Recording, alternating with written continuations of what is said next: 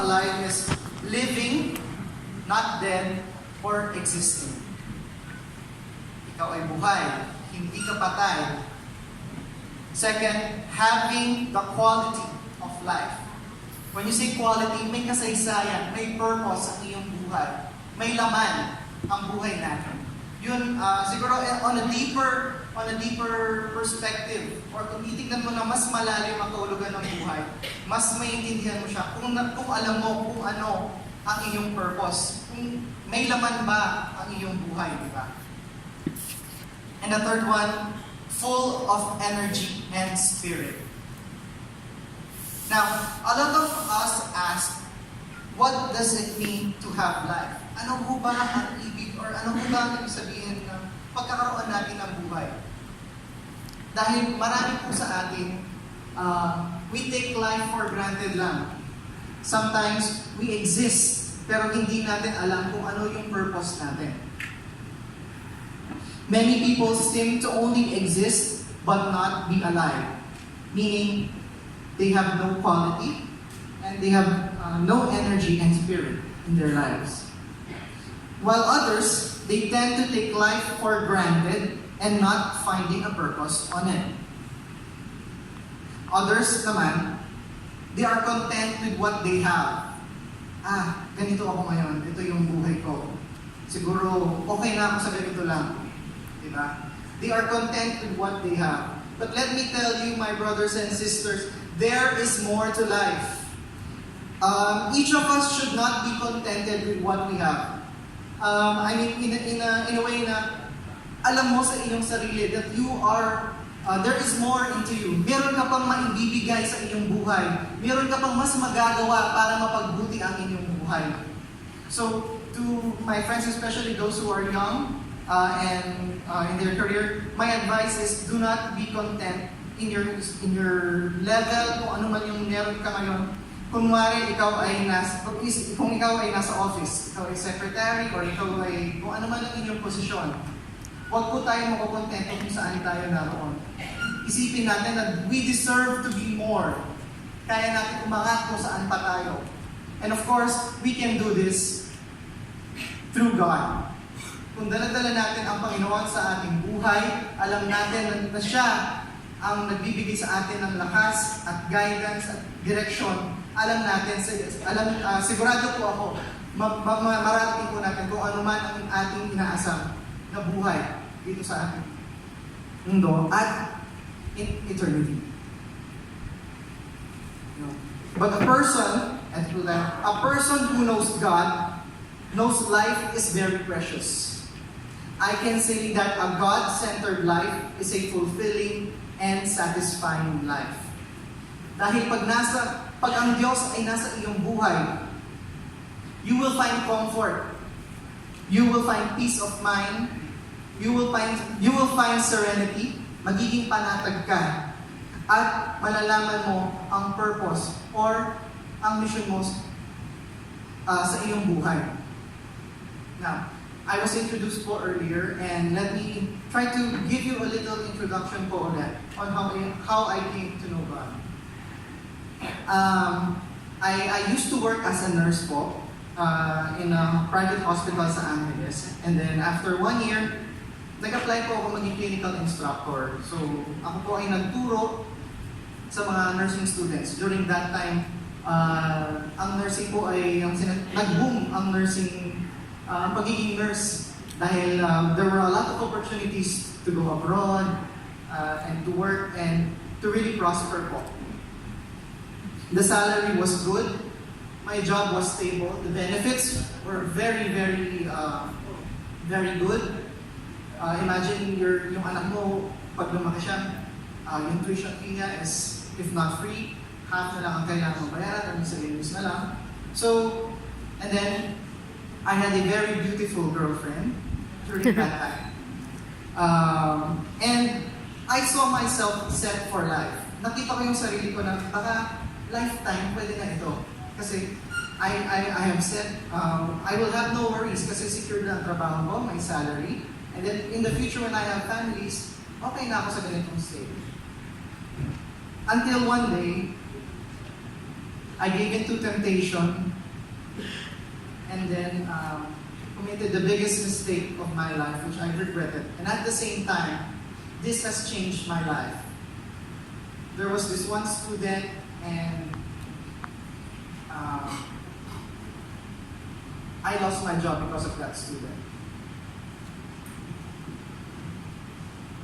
I was devastated and desperate that time to find a new job because all in my mind, I was set. Ito na ako. And then suddenly, magkukuhulat kung ano yung meron ka.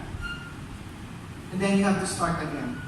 At the same time, my relationship with my then girlfriend was on the brink of ending. Or getting lost. The day I was asked to resign was a Friday. Sabi nila, sakto. Friday, date mo yung resignation. I was forcefully asked to resign instead of being terminated. Sabi nila, sakto, Friday. I-date mo na ngayon, effective today. Wala ka na. And then, the next day, biglang may nagsabi sa akin na meron hiring for cabin crew sa AirAsia. So the next day, I went to Manila unprepared. I just printed my resume and all the documents that I had. Nakipagsapalaran. And, amazingly, nakapasok ako. I was accepted. But, hindi yun ang time, hindi pa siya doon natapos. Now, before I continue with my story, I'm telling you this story because I am sharing to you how, or giving you some points also on how to overcome life's challenges. So in overcoming life's challenges, I will be sharing brief 3 points to you.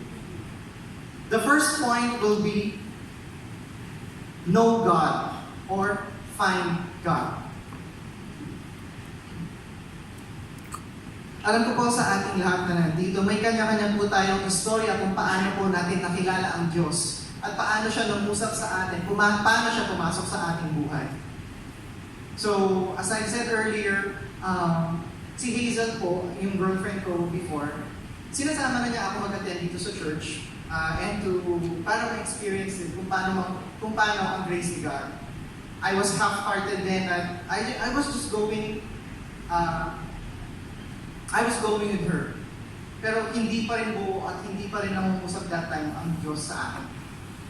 Pero my heart and my mind was open to whatever that may happen. And then during the time na naghihintay ako nakapasok na ako sa AirAsia at sinabi nila sa akin na hintayin mo ang aming tawag. Hindi pa doon natapos. Kasi I had to wait for 4 months bago po ako nag-start. So during that 4 months, iba-ibang stress ang pumapasok sa aking kaisipan. Until there was one turning point in my life and a specific date. It was June 12, 2011. I attended service here in JIL San Fernando. And during that time, it was the Independence Day. That time, I decided to commit my life to the Lord. Ang sinabi ko kay Lord, Lord, inaali ko sa iyo ang aking buhay. Ikaw na ang bahala sa akin. Gamitin mo ako sa paraan na iyong nanaayon sa iyo. And it was a mutual decision for me and Hazel to commit our life and relationship and put God in the center. So that special day, which was June 12, 2011, was the day I committed my life to the Lord and our relationship and putting God in the center of it. That was the day when I found God. God finally came into my life. So during that time, I started to open my heart. We read the Bible together. We tried to find deeper meaning into the words of God, and then we built our relationship as a couple of God and for God. We put God in the center of our relationship and made Him our foundation. Now, eventually po, we will come to realize that God was never absent in our lives. All this time, nandyan lang siya. Tayo lang po yung wala sa presensya niya. So, when this day came, and when the day for each and every one of you na nalaman nyo at natagpuan nyo si Lord, I tell you, it will be a life-changing and it will be one of the most glorious days and times in your life.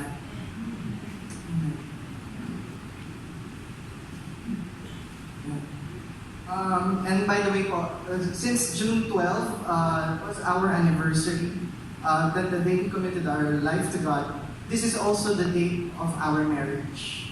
We were married on June 12 also, 2016. Now, the second point I would like to share to you is trusting God. Trust God. You have to trust God with your life.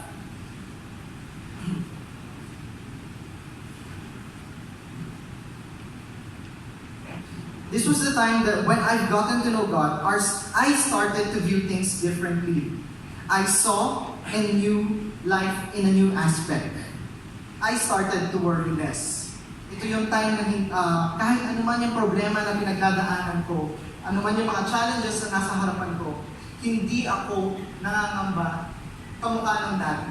Siyempre, meron pa rin kong pangangamba na which is a natural human reaction when you are faced with challenges.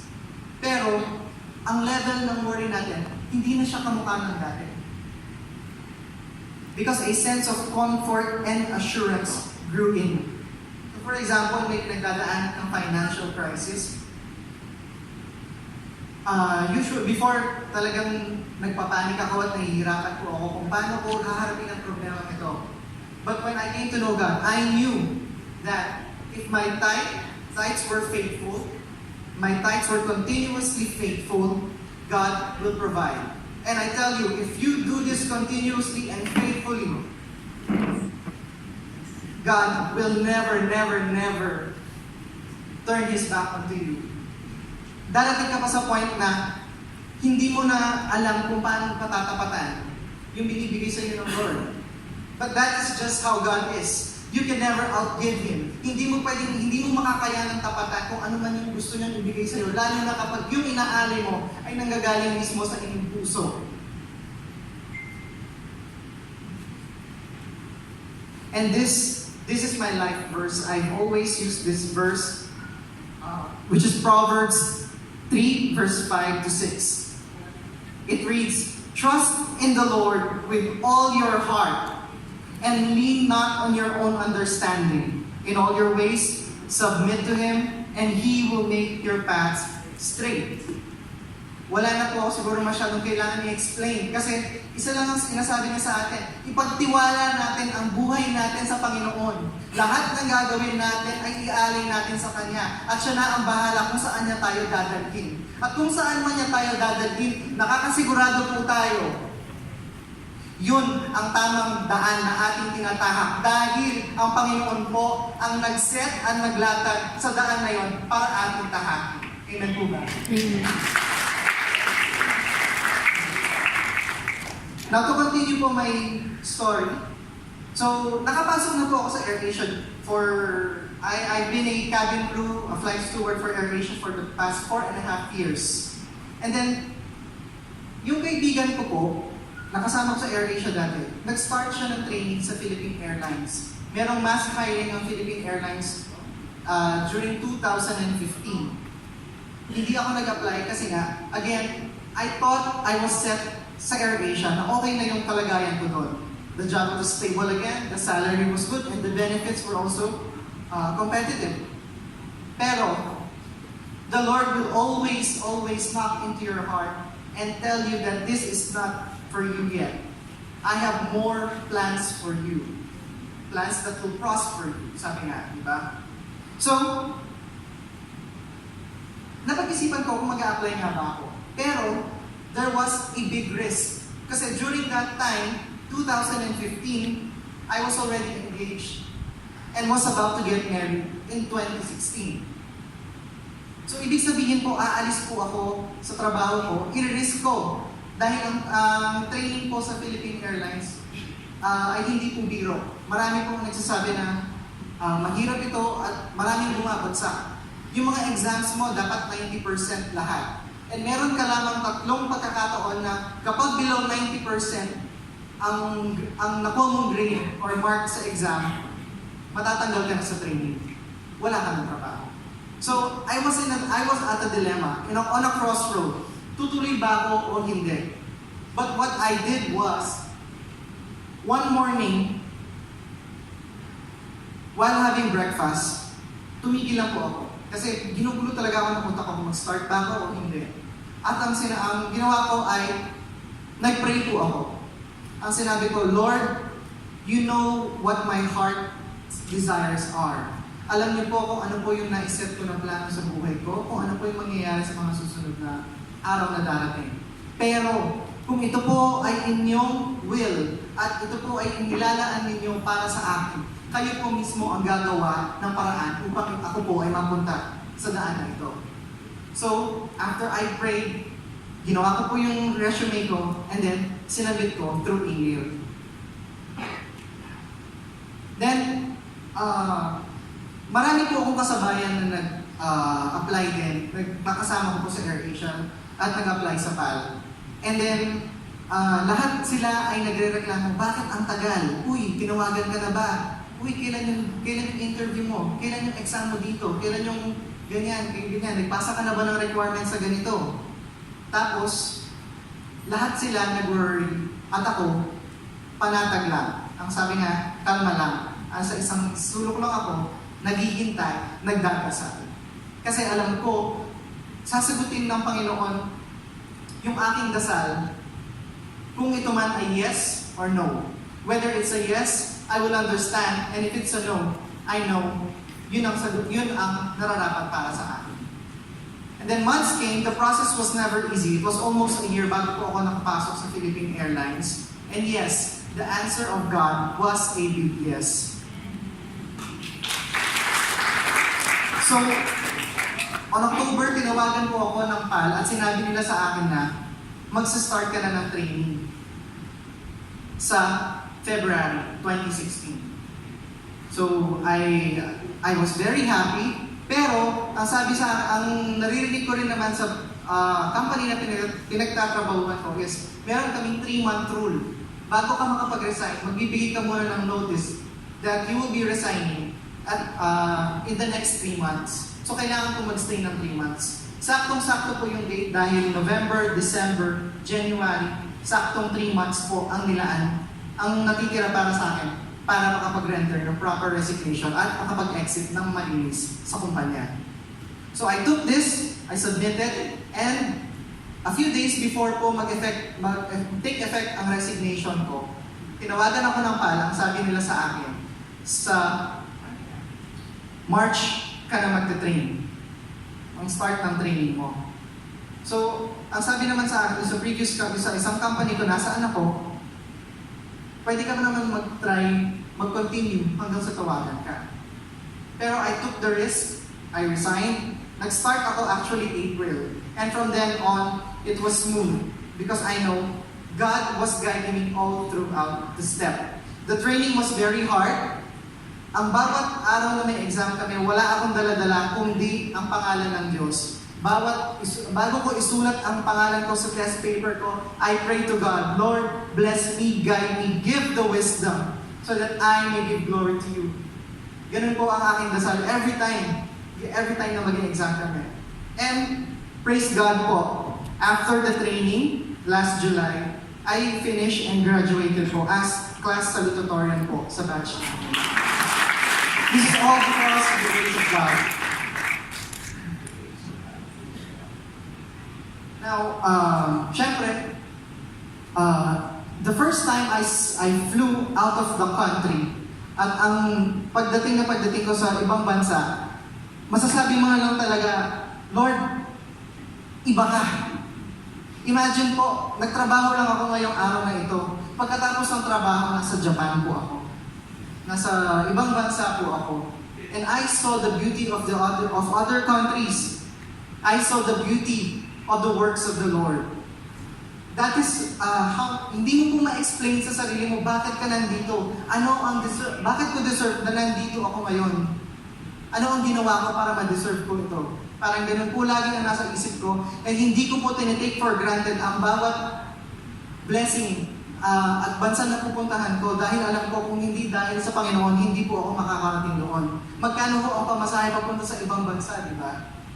Pero with the grace of God, I am able to travel. I am able to go to other places.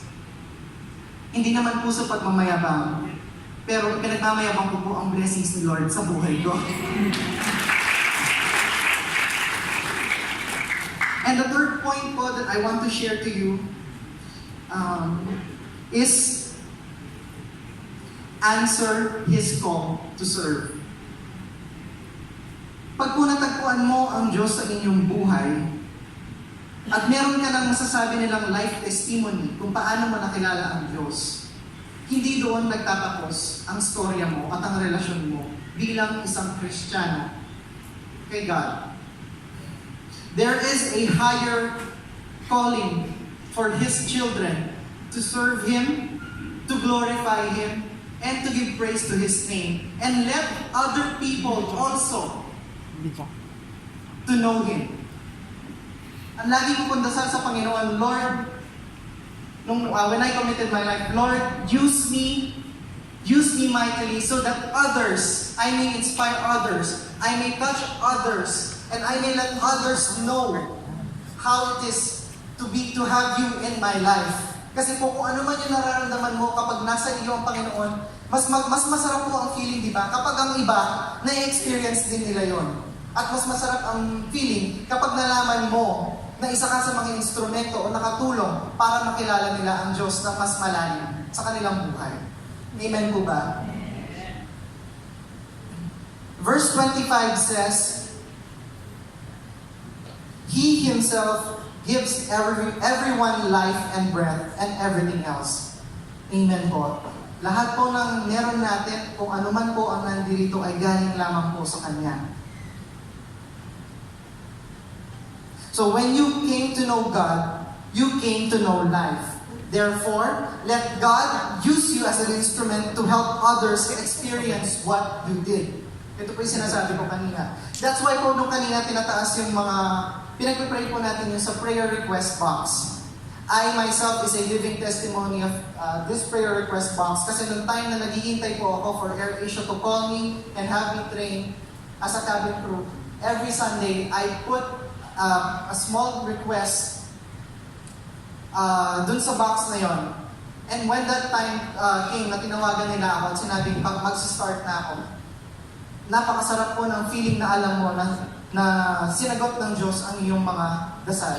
So, I request for everyone again, during pag po pinag-pray natin sa prayer request box, stretch po natin ng konti pa yung ating mga kamay para po maramdaman din po ng mga naghahanap ng kasagutan, naghahanap ng tulong, para po dinggin ng Diyos ang kanilang mga tulong, ang kanilang mga hinihiling po. A simple stretch of hands would release so much power and glory to God pag po ginawa natin ito. Others will be touched po, hindi lang po tayo.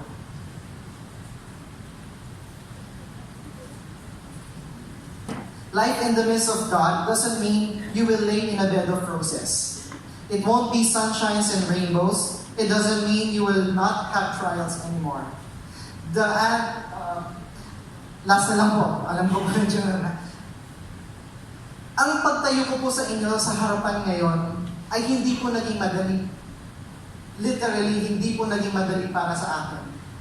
Even before I have, ang meron po ako sa puso ko dati ay gusto kong i-share sa mga tao kung ano yung na-experience ko sa anong buhay ko nakasama ang Diyos.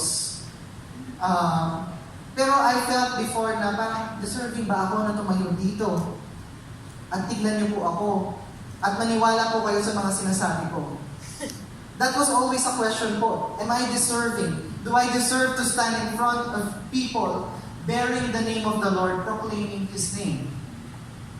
And yet, babalikan ko po ulit ang lagi kong pinagdarasal sa Panginoon. Gamitin mo po ako, Panginoon.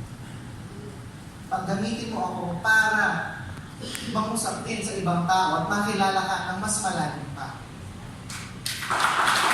Praise God. Pero kung hindi naging madali,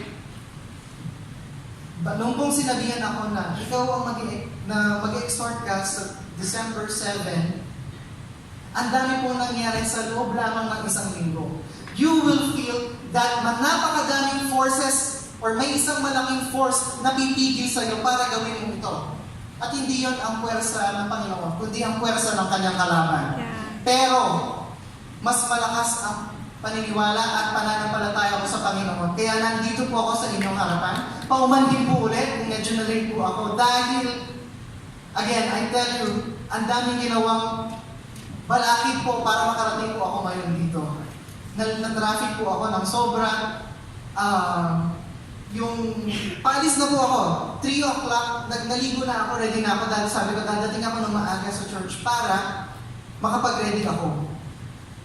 4 o'clock paalis na ako, tinawagan po ako ng asawa ko, ang sabi niya, namatay na ang lola ko.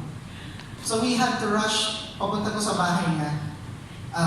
Inaayos po lahat. At the same time, nag-iisip po ako, paano na kaya, maaabot ba kaya ako? Yun po, ang nangyari is, iniwan ko na lang po siya, doktor naman po siya, so kaya niya na po yun, sabi ko sa sarili ko.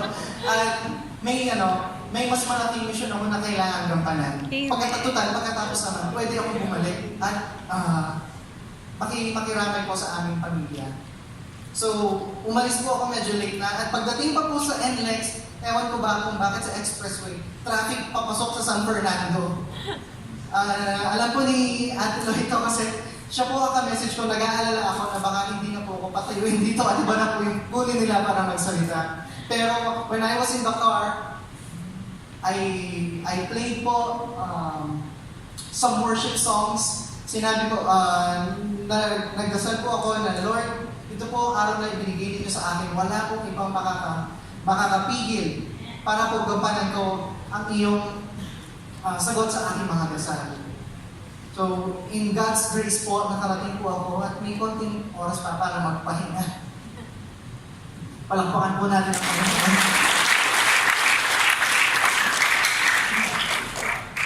Now, to close po, I still have a long journey as a Christian. Being in front of you now doesn't mean I've reached the end of it and say I did my part. Service to the Lord is a continuing journey, be it in a big way or in a small way. Hindi niyo po kailangan tumayo dito at magsalita po sa harap ng maraming tao para mapagsilbihan ng Panginoon. Nagsimula din po ako na nandun po sa pintuan, kinakamayan po ang bawat pumasok at sinasabihan ng good morning. Kahit minsan, dinidedma ka lang. Joke lang po yun. Lahat po ng JIL people ay bumabati po pag sinasabihan po ng good morning. Hindi po ba? So, marami po tayong bagay na pwedeng gawin para mapagsilbihan ng Panginoon. Hindi lang po sa pamamagitan ng malalaking bagay. Be it in the small ways po. Eventually, God will make a way and for you to step up and contribute bigger and larger to His church and to His people. And finally po, as my final testimony, I was a gatekeeper po last November 18 sa Talos. I was one of the gatekeeper at kung napansin ko din yung in-escort ko po yung our one and only Madam Lilian po sa pag-akyat at pagbaba sa stage. Ang sabi niya, napakaswerte ko naman ang escort ko ay si Topet. Hindi po. Napakaswerte ko po at ang ini-escort ko po ay isang tao na nagsisilbi sa Panginoon. So, during that time, during the prayer, nung nagdadasal ako, I claimed, Lord, kasi pangarap po namin talaga na makakuha ulit ng bagong sasakyan. Dahil medyo kailangan natin palitan yung sasakyan dahil medyo may edad na rin po yung sasakyan. At syempre, Sino ba hindi nangangarap ng bagong sasakyan? Diba?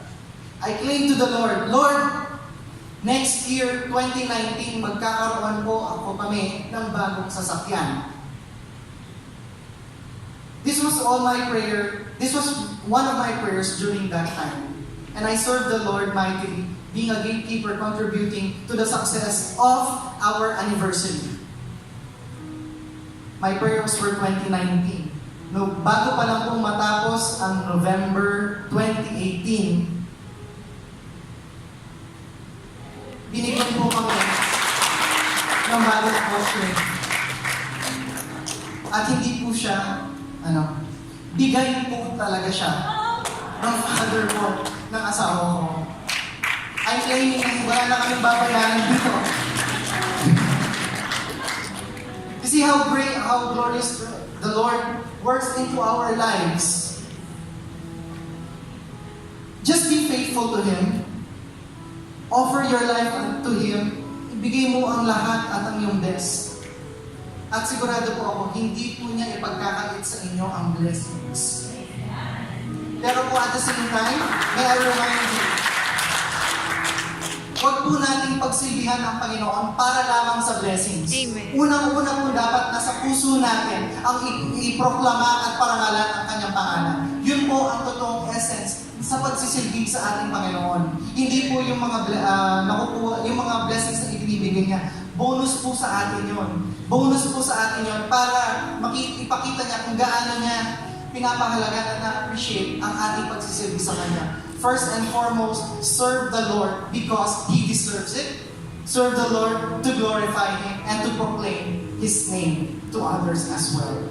Yun naman po. I hope everyone has a good evening and God bless you.